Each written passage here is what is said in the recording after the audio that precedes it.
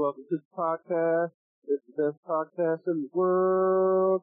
This is going to end up on the show. I know it, motherfucker.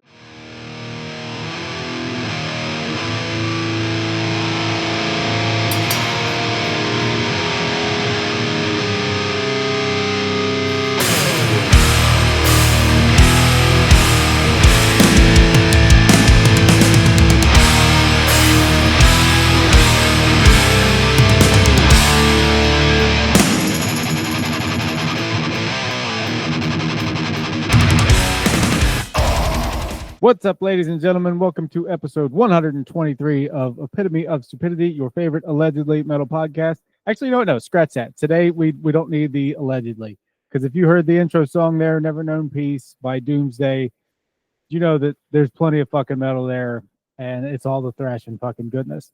And there's a lot more where that came from, too. Sonic Temple Art and Music Festival, the pinnacle of rock festivals in America, returns in 2025 with Linkin Park, Korn, 2 nights of Metallica, no repeat weekend, plus Bad Omens, Incubus, Alice in Chains, Rob Zombie, 3 Days Grace, Alice Cooper, I Prevail, Jimmy Eat World, Chevelle, Motionless in White, and so many more. May 8th to the 11th at historic Crew Stadium in Columbus, Ohio. Passes on sale now at sonictemplefestival.com. So, speaking of thrash, ever heard of Metallica? Those dudes will be at Sonic Temple 2 damn days, and they may have done some thrashing in their time. They've been around for a while, so you might have to go back a while, but it's there. I think there's probably going to be info about how to win some tickets here in just a few minutes to see them at Sonic Temple, so stick around for all the fucking reasons today. Anywho, if you're new here, welcome in. I'm Clint. I'll be your host. I'm going to say things for another minute or two, and then we'll be off and running with another awesome interview. If you're not new here, you're still one of my favorites, and thanks for coming back. Mead Read. If you like delicious booze, you need to go to brimminghornmeadery.com and order yourself some award-winning mead. You really should. It's delicious. It just is. It's delicious. They literally win awards. They have all kinds of tastiness there, and if you use code EPITOMEAD, that's EPITOMEAD, at checkout, you'll get a 10% discount, and they'll ship that shit right to your door. This is a win for everybody. I don't understand how this is not. Let's all do it right now. Ready? Go. And we're back. Quick rant about things I'm enjoying listening to lately, and we'll be one step closer to the good stuff with Doomsday, whom I've been listening to a damn near non-fucking stop in the past week. I don't have any complaints either. Their new album, Never Known Peace, is all the thrash-tastic badass. It comes out on March 28th, and it is worth the fucking wait. Other than that, I've been enjoying the absolute shit out of the new Spirit World, Hell Dorado. And a new band mixed. It's a combination of other bands, and I can't remember them off the top of my head, so I'm not going to say it and sound even dumber than usual. A band called Idle Airs, who I'm really excited about and hoping to have them on the show soon. And they're not the only band that's been mentioned just here recently that I'm hoping to have on the show soon. Yay. You know what? I'm not gonna lie to you. I've also mixed in some yacht rock. I've done some Steely Dan in the past week just to kind of yin yang the heavy craziness, and then some yacht rock and kind of even out. You know what? It's out there now. Oh, but back to metalness, you say? How about the metalness of Sonic Temple? For a chance to win a pair of one-day passes to one of the Metallica Sonic Temple days, that would be Friday the 9th or Sunday, May 11th, Friday, May 9th or Sunday, May 11th. All you have to do is email your favorite Metallica song to eostupidity@gmail.com. That's EO, the word stupidity, @gmail.com, along with your name, date of birth, because you have to be over 18. Boom, you're entered. Be sure to follow the podcast on all the socials to find out who wins on April 12th. That's a Saturday. I'll announce it, and you'll find out if you're going or not. Woo! One last thing, some quick Clint notes on Doomsday before we jump into the conversation with Charlie, who is the vocalist for the band. They were formed in 2018 from different parts of Bay Area metal and hardcore bands. Their 2022 EP, Depictions of Chaos, got them on everyone's radar. And Never Known Peace, again, released on March 28th. That's a week and a day from as I'm saying this stuff. Will be their first full length, and with it, they are going to bring thrash back to fucking prominence. It is just so fuck. It's just 30 minutes of ass whooping. It's great. Take all the influences, bands, and songs that come to mind when you think of thrash and just that type of fucking aggro in general, multiply it by 10, and you're in the ballpark of the way this album sounds. It's mwah. That's enough for me, though. Why don't we include Charlie from the band in the conversation about them and find some more out about them?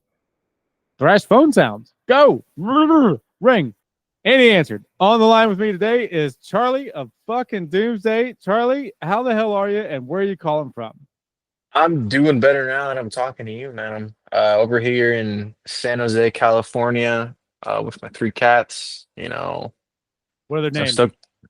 stuck. Winston, Winona, and Baby Cat. Winston almost got the 3 W's. Yeah.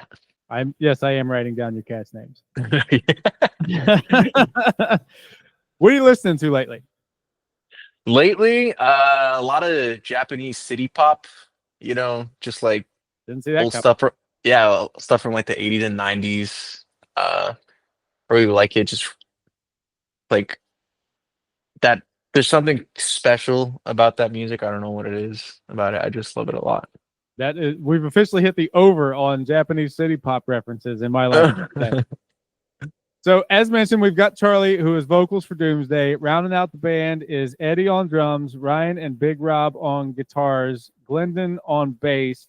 Charlie, when you guys are on a road trip to a show or wherever the hell you're going, who is not allowed to have control of the music? And based on the Japanese city pop, is it you? They don't mind it when I play. I haven't heard anything bad about it. Honestly, we all kind of have like similar tastes in music, so like there's no problems there. But I think I've gotten the most like, hey, can I put something on? Right? So like maybe I am the problem. Holy shit. We're already learning things. From the band's inception in 2018 to now, just before the release of Never Known Peace, which releases a week and a day from now on March 28th. Give us the cliff notes on Doomsday and what got us to here. Well, I met Ryan around 2018. Did not know anything about him. It was during like a practice for one of the bands I was in at the time. Joseph, the frontman of that band, he was like, yo, this is Ryan. He's just joining us for practice today. And, you know, like I said, what's up to him, just talked a little bit. And then the topic of this other band called Iron Age came up. And like, that's like my all-time favorite band ever. And I was just really surprised that, you know, someone else like fucked with it that heavily as much as I do. And like, we just kept talking about like how dope we thought that band was. And then it got to the point, it's like, you want to start like a band that sounds like them? And then that was it, you know, like it's crazy because like he was just a completely random person, and now he's like, I consider him like my fucking brother, you know, like I love that fool. Like, so it's really, that's the best thing about being in this band. Every single one of those guys are like my fucking friends. And like, Hell that's yeah. like the coolest thing ever. Fuck yeah. And then we go through what?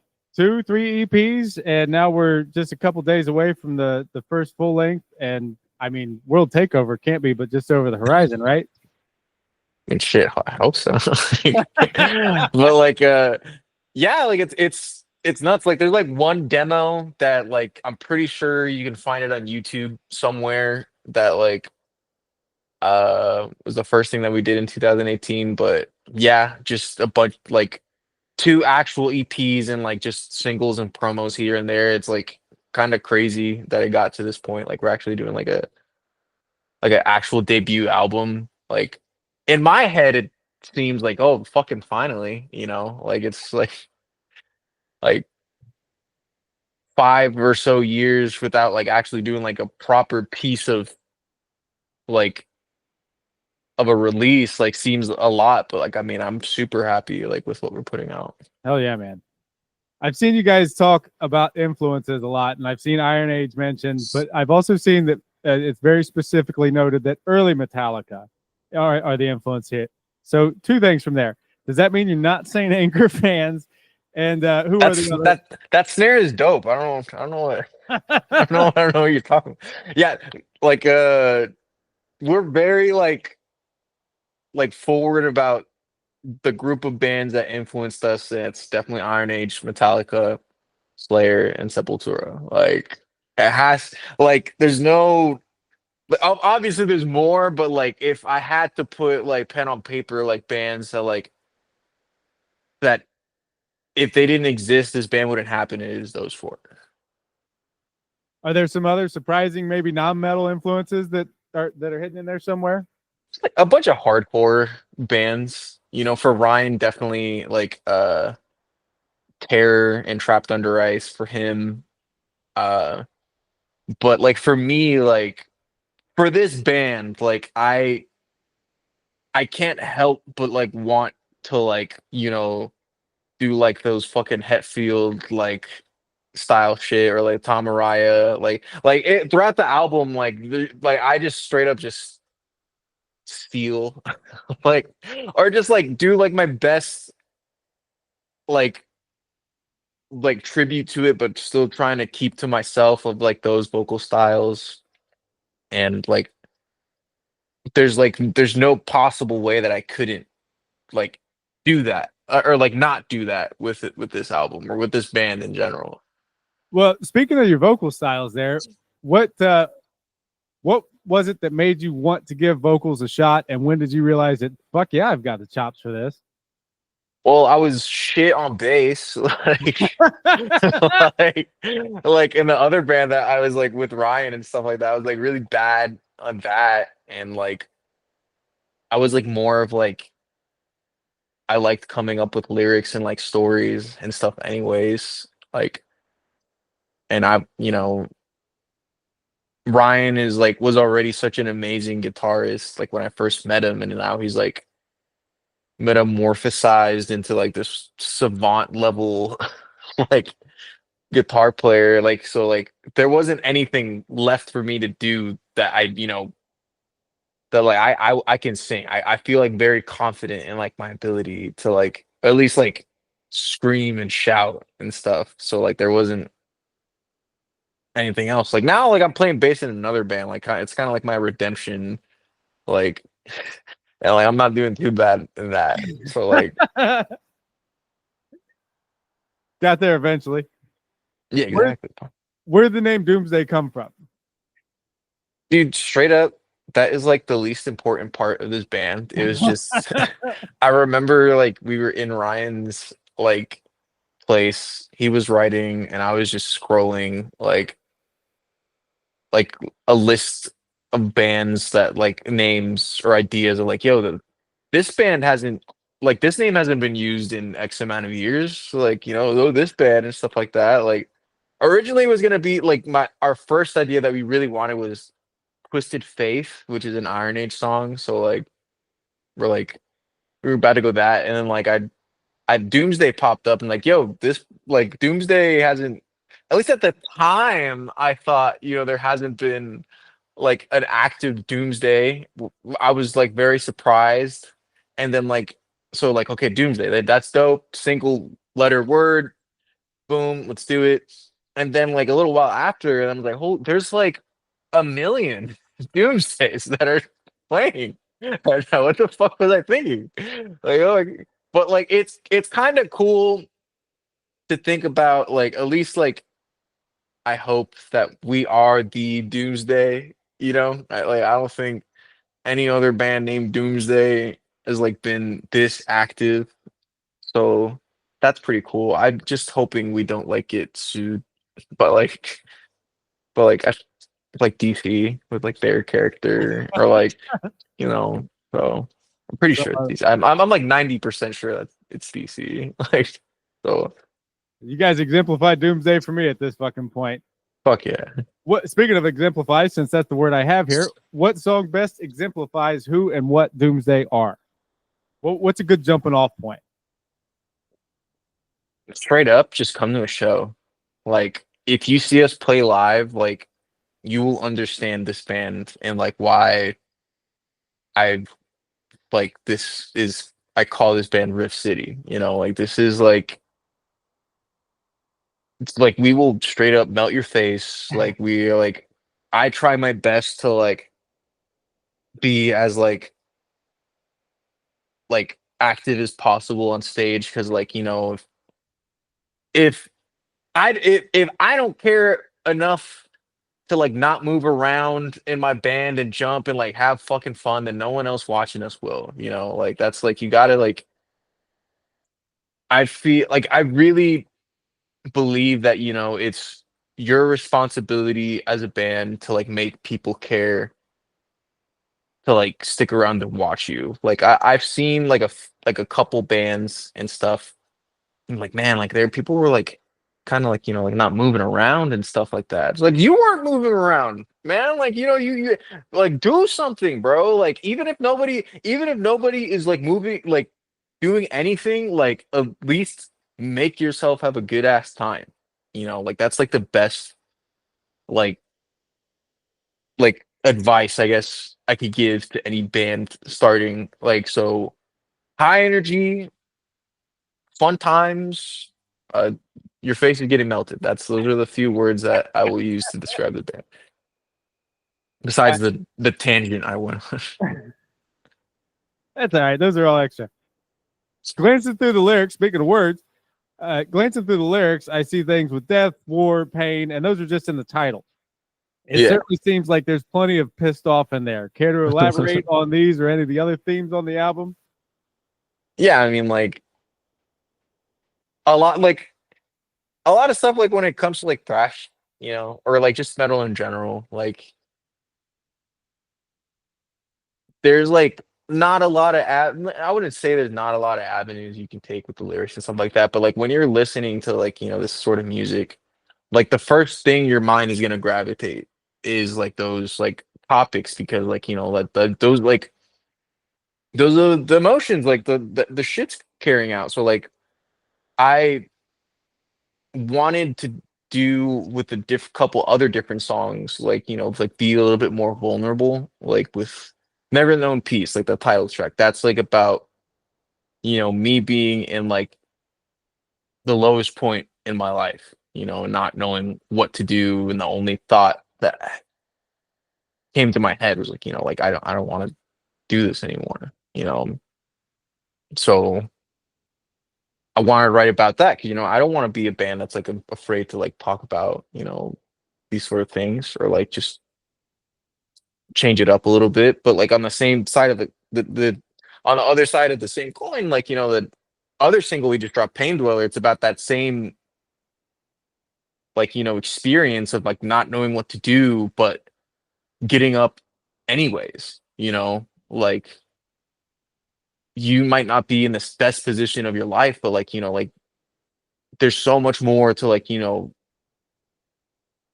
to it that like you need to like get up, you know, like there's no like the only person there for you is you know, at the end of the day. So like I wanted to like make a song about like, you know, like if one person heard it, you know, like and it's like, hey, I'm not alone in feeling this way, you know, like fuck yeah. Fuck Like yeah, man. and you know, just other lyrical topics about like, you know, the opening track Death Is Here is about like just like this eldritch entity coming from the darkness and like bringing about everyone's like worst nightmares to like other songs just straight up like serial killer song, you know, like it's just I just want to write like fun shit, you You're know. covering a lot of ground. Yeah. Do you have these lyric things and ideas planned out, or is it when one of the guys brings one of these fucking thrash-tastic riffs into the room that you think, fuck yeah, Eldritch Monster thing? Hell yeah. Like so like whenever Ryan sings a song or like sends a song, he's like the main songwriter. Like he sends it to me and like I kind of already get like an immediate vibe of like where I want to go to and like I'm inspired by like, you know, whatever I'm listening to or playing or reading at the time.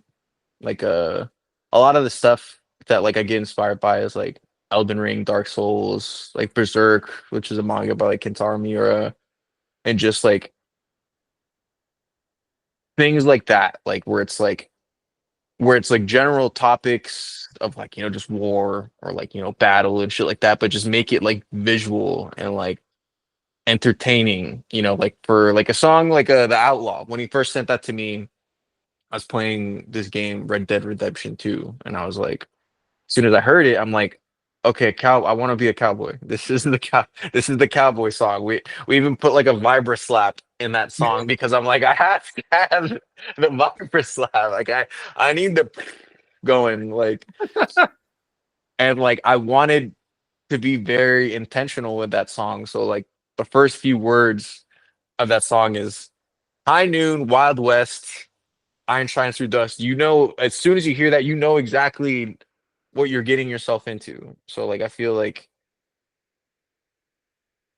I wanted to do that for a lot of the songs where like when you listen to it, or at least like if anyone cares enough to like read lyrics, that's like, oh no, I know exactly what this song's about immediately.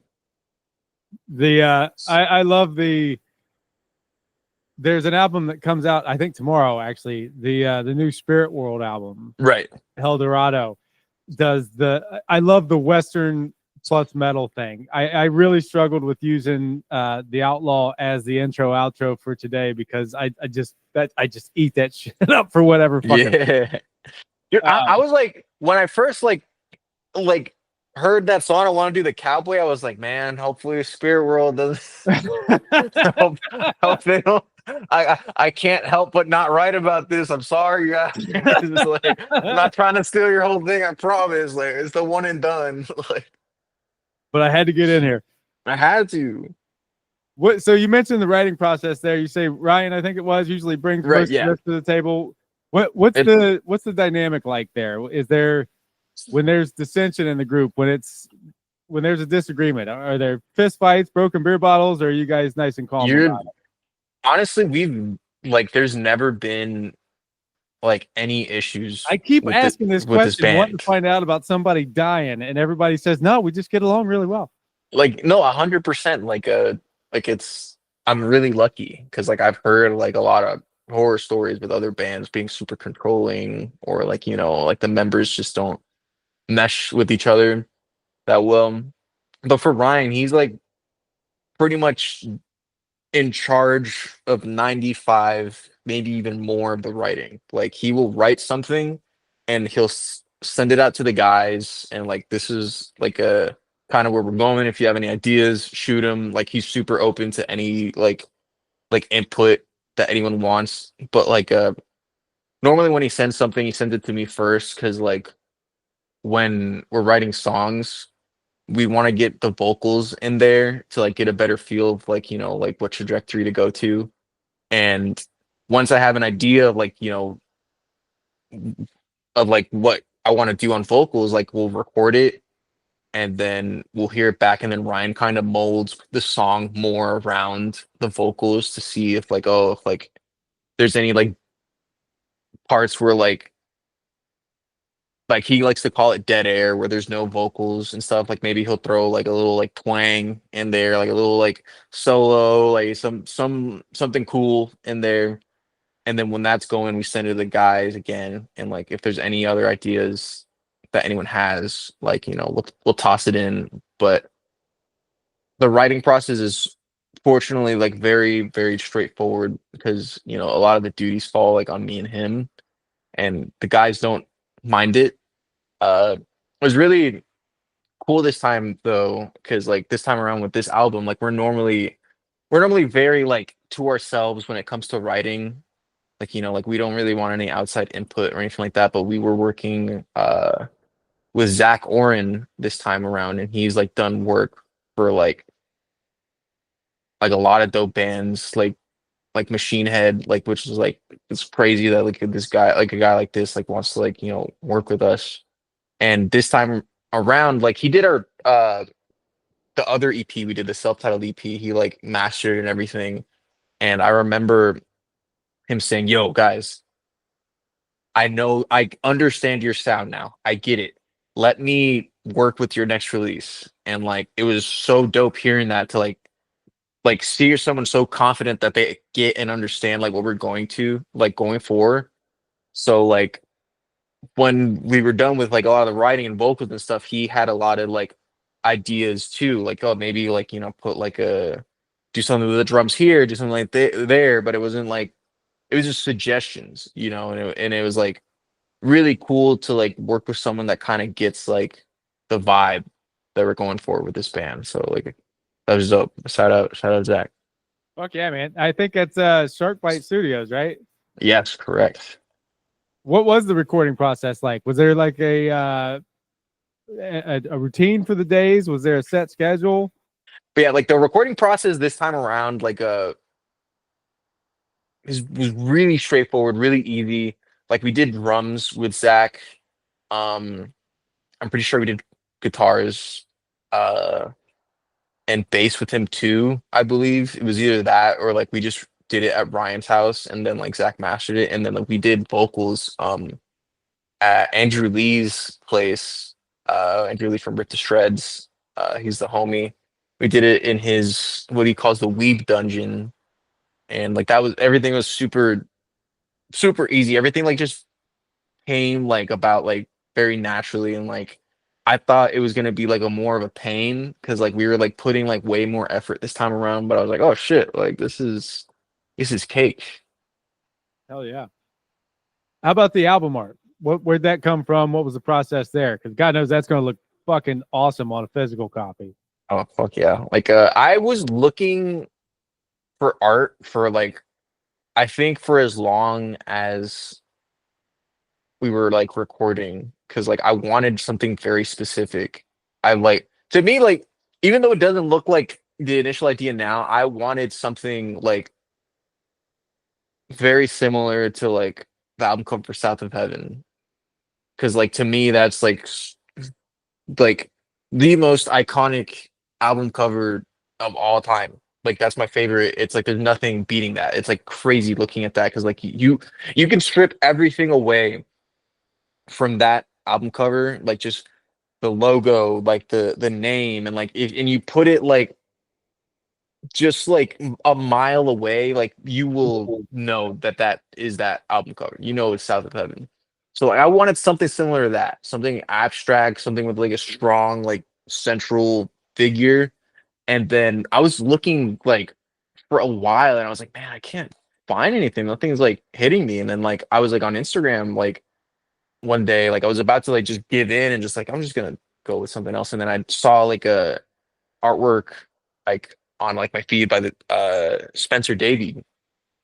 And I was like, holy shit, like this is like exactly what I'm looking for. Like the color palette, like brush strokes, like the feel of it. Like this is exactly what I was looking for. And it was like so dope finding out he's from Oakland, he's from the Bay too. So I was like, oh my God, like that's like the bow on top. Like everything is like pretty much local to the Bay, like this whole thing. And like I hit him up. I'm like, yo, like, would you want to do this with us? And he was like, yeah, like just shoot me your idea and we'll get started. And I told him, South of Heaven, these color palettes, this five, this is what I want. Like I was very caring with my approach, like, and he's like, okay, got it. And then he sends me the sketch while after, and it's like the sketch for the album cover we have now, and it's like nothing of like what I was expecting at all. It's like there's not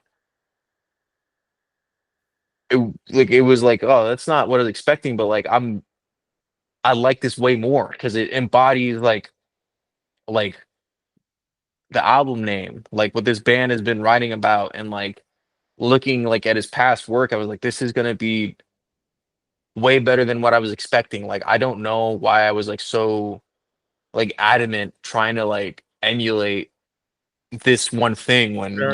I should just be doing like our thing and like reaching for something that is us this whole time. So like shout out Spencer, he fucking killed it. Did he have the album to listen to while he was messing with it?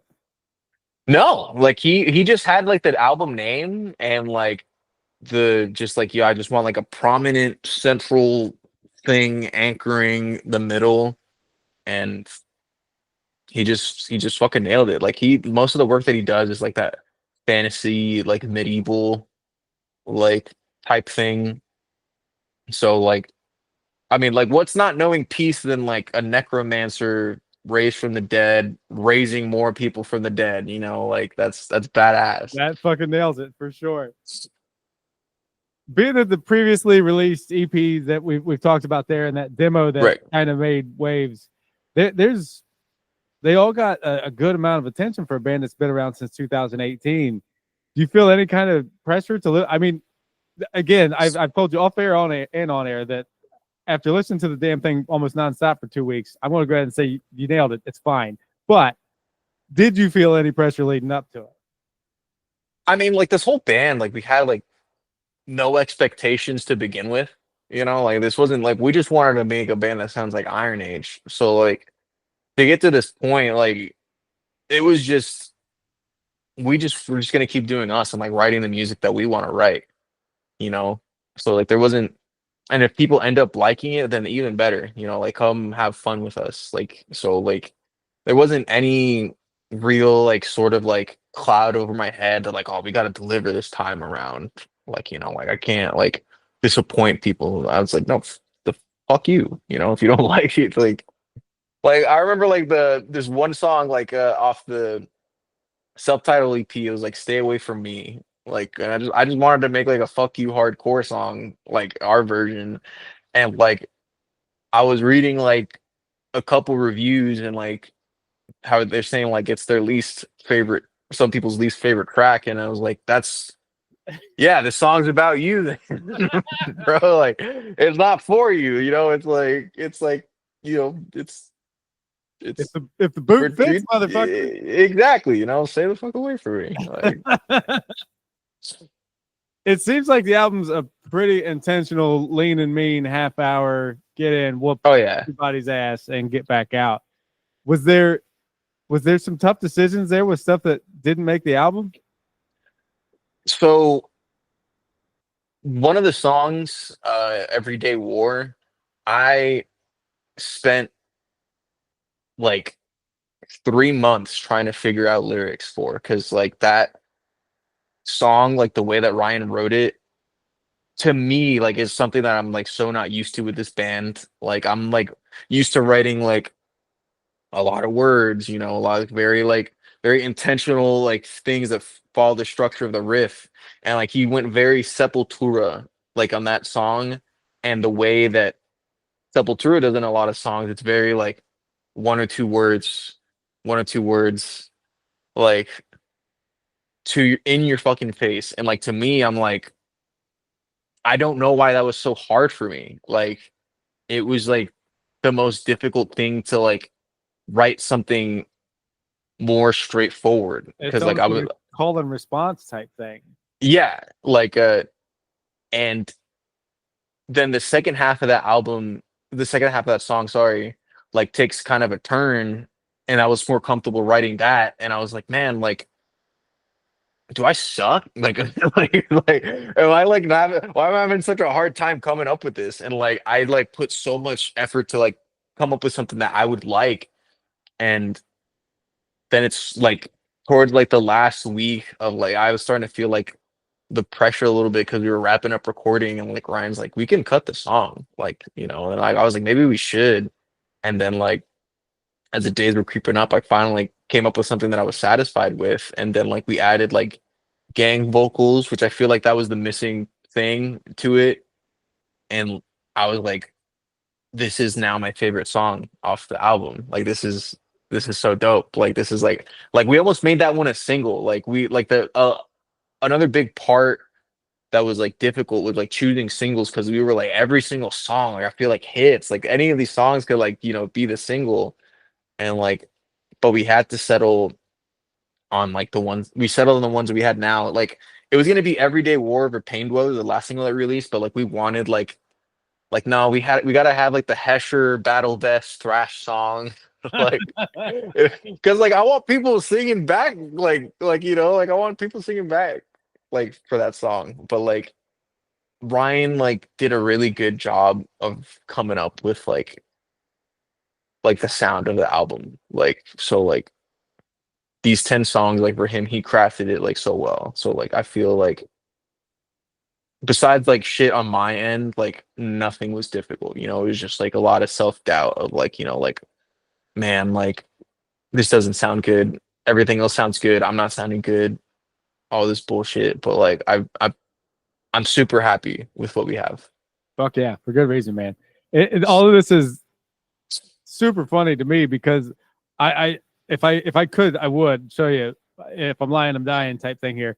I asked that question, and on my little outline here, my next fucking sentence is, "What's your favorite song on the album?" And then in parentheses, it says "Everyday War" because that's my fucking favorite song on the Oh album. fuck yeah. Dude, no, that song is just dope. That song, it's like it goes like to me, like it just goes to like very like simple like vocal structure into like I'm just like spitting. I'm like nonstop like singing throughout that song. And like to me, like that song is super important because like a big part of this band is, I say it almost every show, like, pre-Palestine. And like that's like I stand by that, and I stand by like, bands like standing up for something that they believe in and using their voice because like, so many people like, don't, like not all, and like more people don't have like a mic in their hands, with people looking at them and paying attention to them. And I feel like like if you don't want to do that, if you just want to be the band, hey, we're X band, let's have some fun, dope. That's you, but like just know like you had an opportunity, to say something, say anything, you know, give me something simple like fuck the government, like fuck like all like what all this shit, but like like let people know what your band is about outside of the music. I feel like that's important too. This is completely off my topics, but I love this topic. It seems like for a long time, and it was with sports too, where it was, don't tell me about your politics, play music, play sports, do whatever. And I feel like that tide is turning where it's no, lead the fucking way, use your platform.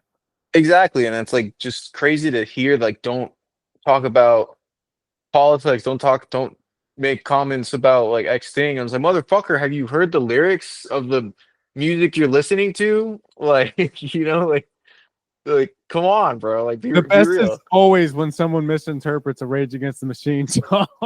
No, exactly, dude. Like like it's crazy. I don't know, man. Like it's cool if you just want to have fun, like because like Oh, of course. shit is awful, and like I understand like wanting to like unplug because like everything around you like it feels like it's going against you and stuff like that. But I mean, like then what do you have left? You just have like your own little world that only you care about yourself.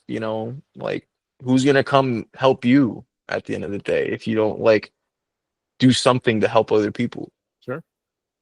I feel like to kind of bring us back to the whole live thing and platform Right. and all these, I love asking people which they prefer with recording or live. With bands like you, previous to the last 38 minutes or whatever it's been, I always assume live because this just feels like stuff that should be shouted in a fucking sweaty room, loud as fuck with 100%. people. 100%. Like we like this time around, like we try to like encapsulate our live sound as best as we could in the recording because like I feel like me and Ryan had gotten talking and we're like, man, like we kind of like don't sound exactly how we do on the recordings, like it's like a completely different experience when we play like at a show. So like we worked really hard to like try and like get our energy in this album. I can't wait to see you live and tell you if you nailed it or not. Fuck yeah. I mean shit. Do you have any pre-show rituals? A little stretching, a little just jumping around. I have a lot of rituals like when I'm like recording. I eat like an entire bag of like pork rinds and sour belt candies just because I feel like that coats my throat like perfectly. So like I try and do that live too sometimes. always drink a yerba mate, Blueforia flavor Guayaki. That's like, that is the move. I don't want to drink anything else. Like, if I drink a Red Bull, I feel like I feel awful afterwards. But like a Blueforia is like the key. Like, I don't like drink or anything like that either. So I'm like, I have to drink something, dude. Like I drink this weird blue tea. Like, So if and when you do go on a longer tour, what's the one thing you're gonna have with you? gotta have a pillow. I learned the first time around, like I need a pillow to sleep right, because like it's like fucking awful, like like sleeping and like having that empty space in between you and like the side of the car, and like it's fucking awful. Like, so pillow, a blankie, I'm not gonna use blanket, a blankie, like something comfortable. Um, a lot of games. Like I like playing a lot of like Game Boy Advance games, like when I'm on the road. Uh, I don't need a lot. I just need AirPods, games, saddle belts. I'm good. What has been the best show so far? Dude, there's been so many shows. Like, it's like I'm so grateful for the amount of shows we played. Like, I can't, like, it's like I can't think of a bunch on the top of my head. I can say like a really memorable show. Like, we went on a run with our friends in Denial of Life. It was like a week or two, and like one of the shows was at this place in Lubbock, Texas. And I never heard of Lubbock before in my life.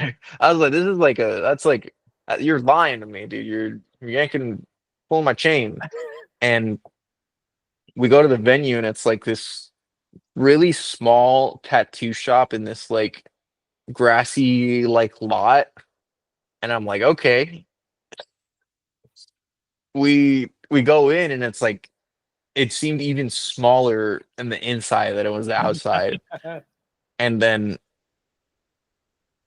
I start talking to like some of the people that like, are in the band and running the show and stuff like that. And like, oh, these people are dope as hell. They're like, we start talking, and like, we start playing, and it was the most fun I ever had. Like, or at least one of the times I had the most fun, because it was like I had zero expectations like coming to that show. I thought it was just gonna be like, oh, it's gonna be like shot, and then like all the people were like having fun, like having this dope time. Like, we're like playing like Trapped Under Ice by Metallica. People are singing back to us, and it was like, oh my god, this is like this. I want to come back so bad. Like, I want to go back there so bad. From I ain't never heard of Lubbock to I can't wait to go back to Like, I love Lubbock, dude. What are some of the biggest challenges you've dealt with so far?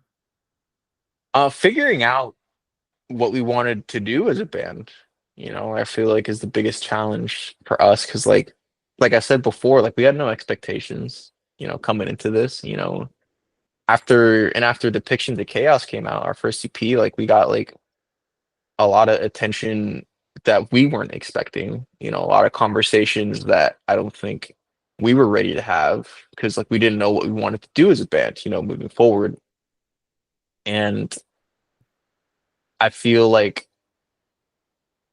if anyone starts a band and they're getting some sort of traction, I think like a big conversation is like that you need to have, like, what do we want to do with this band? Do we just want to like play shows, fuck around, have a good time, or like do we want to take this a little bit more seriously? And I feel like having that conversation and like coming to the conclusion, like, we want to take this like as far as we can. Like, we want to hit the road. We want to like get to a point that like, if we're lucky enough, we can like make this like life, like I want to take that opportunity, and every opportunity that can help that. So like having the conversations of like, are we ready to like quit our jobs, and like alter our lives like very, significantly, like, was the hardest part. for this band, like, because everything else is easy, you know, coming up with the music, playing the shows, like just the real life aspect that a lot of people don't think about when starting a band and how much it can impact your life. That was the hardest part. It's funny is the colloquialism here, but the like for the second time you've got to my kind of build up point without me having to. I've got however many questions there was in a row there that end in so far, and then my follow up here was saying, you know, intentionally ask you these so far Yeah. things to get you to tell me about the long term plans, and now I'm saying all this stuff just for the fuck of it. No, What yeah, like, sorry, Go go ahead. No, go ahead.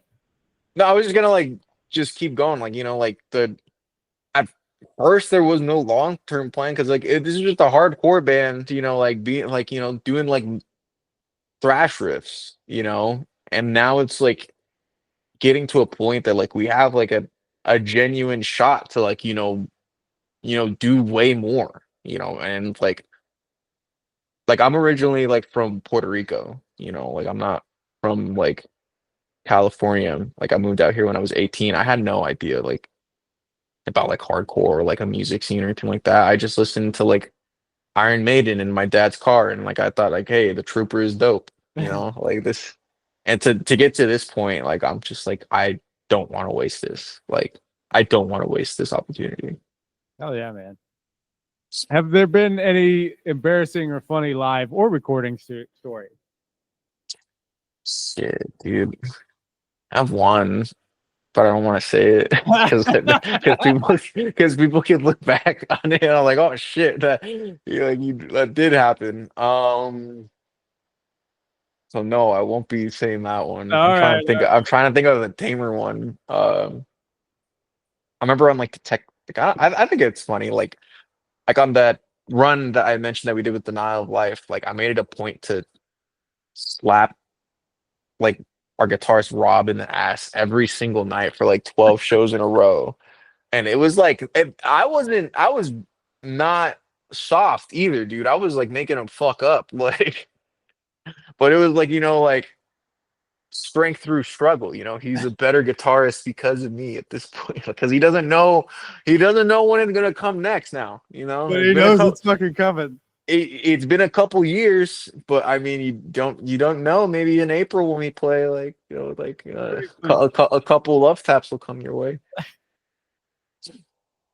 The Bay Area thrash and metal scene is obviously pretty legendary. You've mentioned Machine Head before we're on the call. I'm talking about Metallica in relation to the Sonic Temple stuff.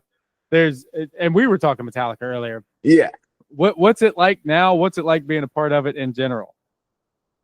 I think it's weird because even though like we're doing like the thrashing on top of the hardcore thing, like we are so ingrained in the hardcore bass scene, like that we hadn't played with that many like thrash bands, you know. So it's like that's one of the goals that we want to do is like we want to build more connections like with like bands like that because it's like, you know, like I have fun like with most of the shows we play, like people beating the shit out of each other, like because that's what they like to do at hardcore shows, and that's what I like to do. Like, but like that's like I feel like a big part of that is missing because like, you know, like we are so adjacent to that. Like I want to like forge like more relationships with like that side of like what this band is, you know. What would the dream tour or collaboration for Doomsday be? Dude, so the dream what like thing like for me is like the last song of the album, like Remnants of Spite. There's Another very fucking solid ass song. There's like a section where it's like if we had Tom Araya on that track, it would not it was like it would be the dopest thing of all time. So that would have been the dream. I mean, they're on their way out, sadly. So like I mean, I would want to play with them very badly someday, you know, even if it's opening for like some random ass fest that we're like teeny tiny on like the flyer and they're like at least that to be like, okay, like that's on my bucket list. That be the dream. But I mean, not to sound corny, this whole band is like a fucking like dream and blur because it's like music has always been such a like important part to me, and like I get to do this shit like and people come to the shows and people fuck with it and people like and now more people are fucking with it, like holy shit, like it's crazy. And how would you describe Doomsday's music to someone that's never heard heavy music before? Riff City, that's it. Like just Riff City. Stick Like, with your theme, right? Good job. yeah. What's the best concert you've ever been to? Best concert I've ever been to. It's not a concert, but it's a show. Like a, um, it was at the Peace and Justice Center in San Jose. It's this very small. It was this very small room in a house, and the closing band is this band called Wildside from Canada, and I didn't I didn't know anything about that band, and like when they started playing, I'm like, oh my God, this is like the sickest thing I've ever seen in my life. This dude's covered in like tattoos. I'm pretty sure he has like, I don't know if I'm remembering this wrong, but he has like a tattoo of like a spider web on his nipple and like Spider-Man hanging off of it. I think that's what I remember. Like it'd be like a pretty big thing not to remember. Like I think something was going on there, like with those two elements. Like, and I just had the dopest time of my life, like with that. So that's a show that I always like to look back to. My first show, like moving to California, I saw this band called King Nine, and they're from New York, and I didn't know I didn't know shit about hardcore, and then the the opening band, like it was cool. Like there wasn't like that. It wasn't super violent, you know. Another band, like okay, this is starting to ramp up, and then when King Nine starts to play, to this day, it's like one of the scariest moments of my life. I feel like it's the make or break for some people. Like seeing something that like crazy, like when you have no clue what's going on. Like it's either I'm never going to show again, or it's like I'm literally gonna mold my entire life around like this thing. Like it was like kicks going like passing to my face. There's one dude like being like super belligerent, getting like mauled by 11 guys out of the venue while the band is still playing, and I'm like, fuck yeah. Like this is fuck yeah. And like that's probably like the most memorable show ever of my life. I'm never gonna forget that. Awesome, man. This has been a lot of fun, and the Riff City thing certainly. I'm glad that it kept coming back because it certainly fits. This has been a really interesting and fun conversation, and I thank you for it. I'm going to kind of dumb it down here for the last bit of the home stretch here. We'll run into the stupid fire questions here. They used to be rapid fire, but some of them need a little more time, so now they're stupid fire. Okay. Patent pending. Starting off with an easy one here: coffee or tea? Coffee. You talked about some weird fucking blue tea for 10 minutes earlier. Yeah, but that's for shows. But like if I'm drinking in the morning, I drink a black cold brew every single morning. All Like right. I gotta, yeah. There's no sugar. Like Blueforia, that insane amounts of sugar. Like What's something you could eat for a week straight? pastelón.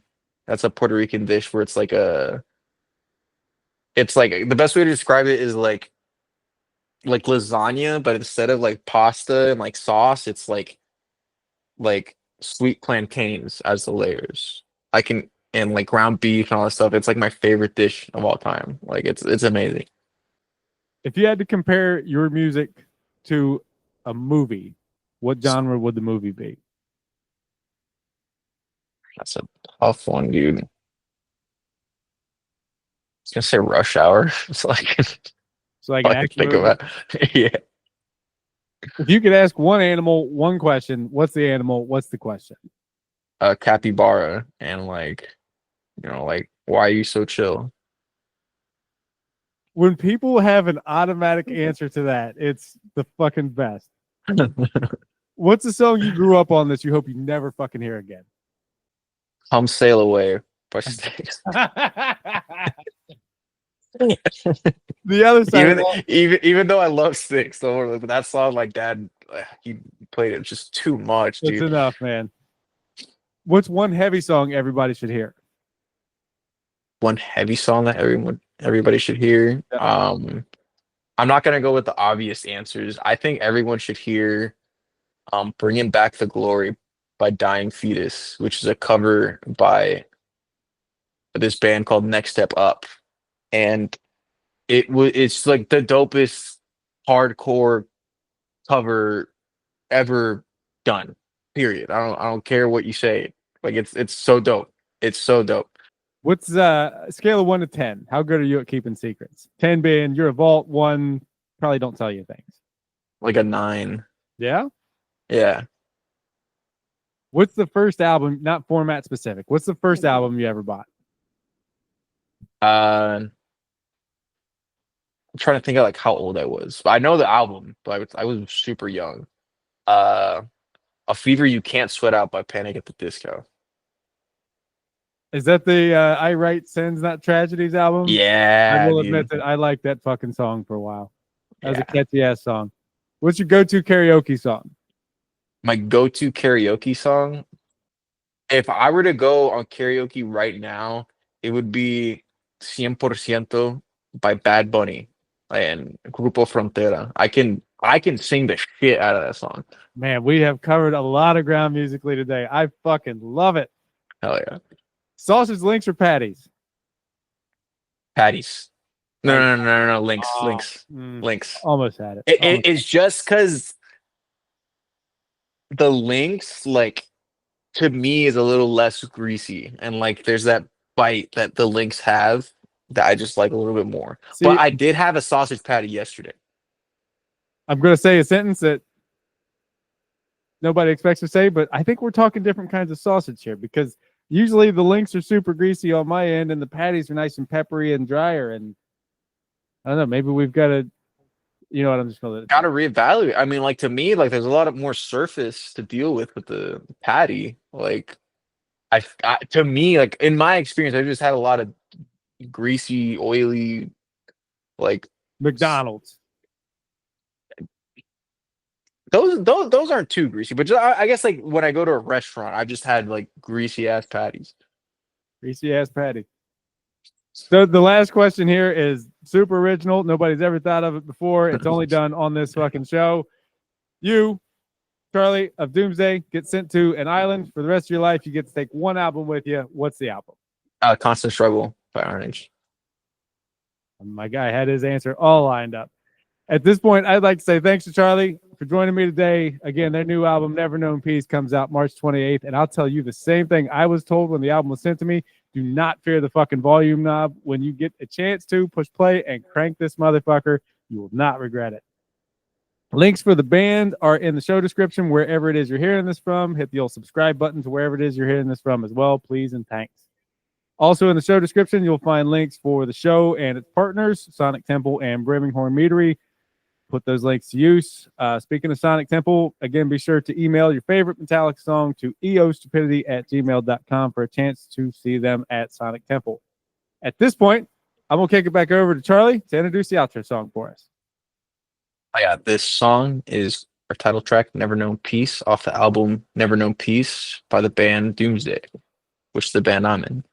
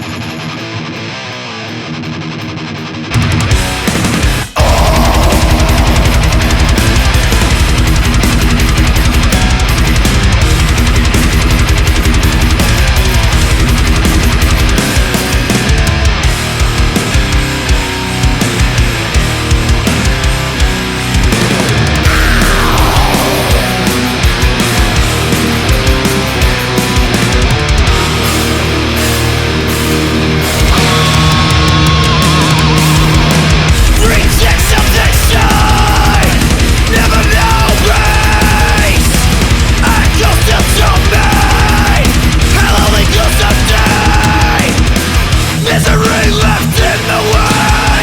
Instead of